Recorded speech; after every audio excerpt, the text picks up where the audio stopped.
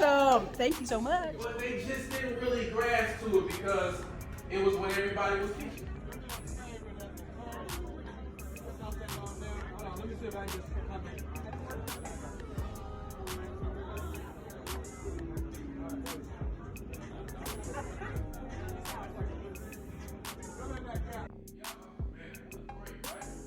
And I was talking about this stuff, and people knew they needed it. On the classic line.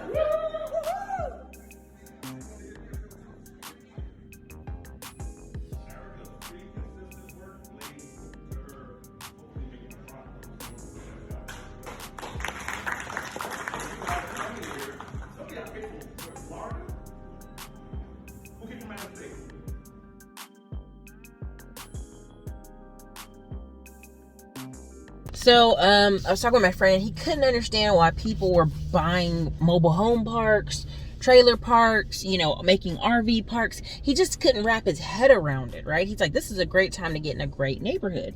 And I said, well, you make, you know, $110K a year. Yeah, for you, you're going to go find a house. Even if you go, for you, a good deal is $250,000 house, right? Instead of $350. But think about the guy or girl who makes 30 to 40K a year, even though he doesn't ever believe people make that, 30 to 40K a year, they're going to go look for a deal. And for them, a deal is cheaper rent, right? Because rent's high everywhere, right? And everybody's like, rent never goes down. What they're looking for is they're going to talk to their girlfriend. They're going to talk to their wife. They're going to go, listen, honey, we can't afford this really expensive apartment.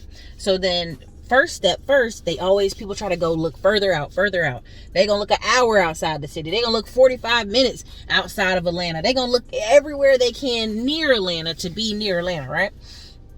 But then they're going to say, dang, where's the cheap rent at? They're going to find mobile home parks. They're going to find them old apartments, you know, stay there for a year, claiming they're going to stack and save money. But again, I've seen this play out before. People will, instead of figuring out, hey, we got to make more money, if a girl gets pregnant or they have some kind of unplanned situation, they wreck one of their cars. Now they're like, how can we save money? Rent. We're just going to save money. We're going to, you know, have roommates, or we're going to do something. And so when people say, why are BlackRock and all these places buying single family homes and buying all these mobile home parks? One, you know, there's some other agenda step there, but overall, because that's how people think, right? I had Tim Jackson on the channel. We're talking about getting out of debt, cutting costs. Well, a lot of people, they don't make no money. They make $35,000 a year, and so they're like, I gotta cut these costs. But they're already on razor thin margins. Razor thin, like a razor. Put a razor on the screen, Peter. And so when you're sitting here talking about, hey, we got to save money, you already know these people spent the money on the car. They're going to have the car. They're going to have car payments. They got student loans. They may not be paying them, but they got them, right? Some people don't, right? But overall, they're like, we're going to cut this rent, right? Because there was a time where you could go pretty much just about anywhere and get you a, you know, 500, 600 square foot, you know, 1-bedroom apartment, and you got granite countertops, and, you know, look at you living well, right? That's rare. They charging $800, $1,000, $1,200, $1,400 for those same apartments, $1,000 for studios. So, you know, rent never seems to go down, but I do believe you'll start seeing, like downtown Austin, they have these studio apartments. And I was like, why are they charging $1,500 for these studio apartments? Well, I go to the website, I look it up, they're fully furnished. Now, first things first, when you move, you got furniture. This demographic they're aiming at, this fully furnished studio apartments, is one, they go, these apartments are decorated by a designer. Look how beautiful they are, right? You're like, okay. Two, they're aiming for nurses. They're aiming for the young guy or girl who's like gonna pick up and just move to Austin, don't got no stuff, just got a car, you know, want to live near downtown just to be in the scene. And you're gonna see a lot more of that. You're gonna see a lot more people looking for fully furnished apartments, fully furnished houses, so that they don't have to think about it, so they can just move in and they're saving money. And in my mind, something I used to see when people would rent a washer and dryer. Washer and dryers are $350, $400 each. So you're spending $800, $900. Lowe's, Home Depot, brand new, right? People, there's a renter center with they're everywhere. Not just renter center, but it's a rental washing machine dryer place here in Austin that's pretty big. And you pay about $35 a month, right? $35 for the washing machine, $35 for the dryer. So that's $70 a month on automatic draft out your account. So $70 a month times 10 months is $700. Times a year is $840. That's the cost of a washer and dryer brand new. Now, I was talking to one of the guys, and he said, oh, people rent these for 2, 3, 4 years. If something goes wrong with one of the rentals we sent out there, we'll bring another one. So imagine somebody paying $800 to $900 every year, which is the cost of a washer and dryer, but they pay it in a rental fee. This is the thought process of people. They're going to save money by renting something instead of owning it. Because you have these apartments now where it's already fully furnished. You're just going to show up. It would only cost you $10K at most for a studio apartment. Let's be honest. For a studio apartment, it probably costs you $5,000 if that. Let's really break it down. A studio apartment, you just need a bed or you need a couch that converts from bed to a couch. Right? You got the bed.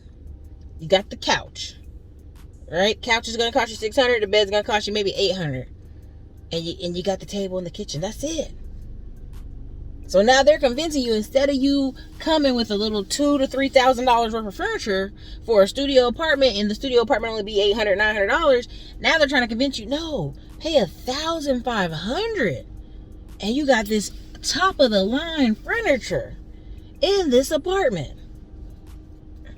Y'all, when you really sit back and do the math on a lot of stuff, people are trying to cut costs, but at what price?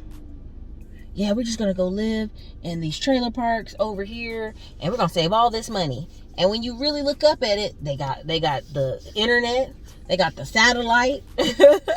You know, those things still going to cost and still going to add up.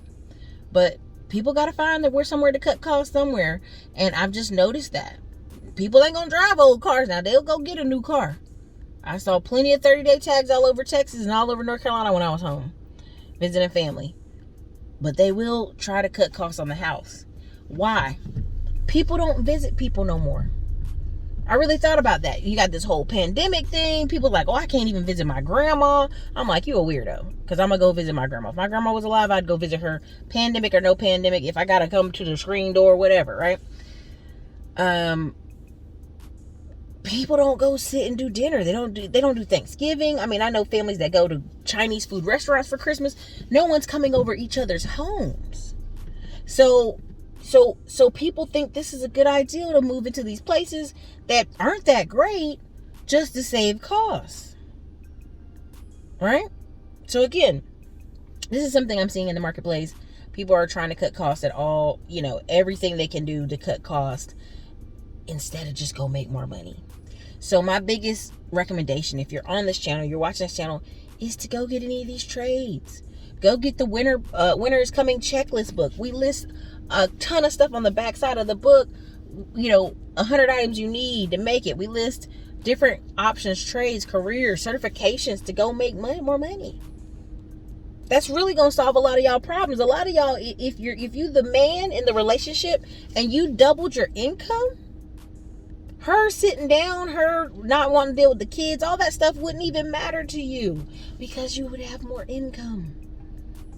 And you would cut her costs, right? You'd be like, okay, honey, less Starbucks, less this, stay at home, make the dinner, cut cost. But people want to ignore the most easiest part of this equation, which is go make more money, go change your certifications, go add to what you do. So anyways, this is your girl Erica, Classy Climb Blog. Good luck out there. See you around.